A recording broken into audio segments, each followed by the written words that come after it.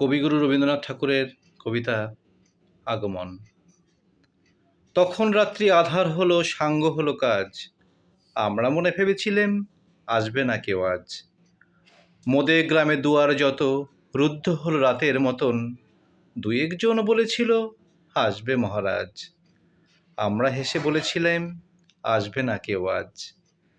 দ্বারে যেন আঘাত হলো, শুনেছিলেম সবে, আমরা তখন বলেছিলেম বাতাস বুঝি হবে।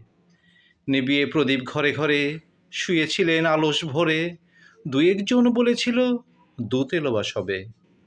আমরা হেসে বলেছিলেম বাতাস বুঝি হবে। নিশীত রাতে শোনা গেল কিসের যেন ধ্বনি, ঘুমের ঘরে ভেবেছিলেম মেঘের গর্জনী। ক্ষণে ক্ষণে চেতন করি, কাঁপল ধরা থরহরি, দুই একজন বলেছিল চাকার ঝনঝনি। ঘুমের ঘরে কহি মোরা মেঘের গর্জনী।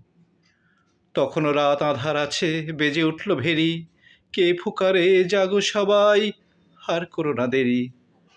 বক্ষ পরে দুহাতে চেপে আমরা ভয়ে উঠি কেঁপে, দুই একজন কহে কানে রাজার ধরা হেরি। আমরা জেগে উঠি বলি আর তবে নয় দেরি। কোথায় আলো, কোথায় মালা, কোথায় আয়োজন, রাজা আমার দেশে এলো, কোথায় সিংহাসন। হায় রে ভাগ্য, হায় রে লজ্জা, কোথায় সভা, কোথায় শয্যা। দুই একজন কহে কানে বৃথা হে ক্রন্দন। রিক্ত করে শূন্য ভরে করো অভ্যর্থন। ওরে দুয়ার খুলে দে রে বাজা শঙ্খ বাজা, গভীর রাতে এসেছে আজ আমাদের ঘরের রাজা। গভীর রাতে এসেছে আজ আধার ঘরের রাজা।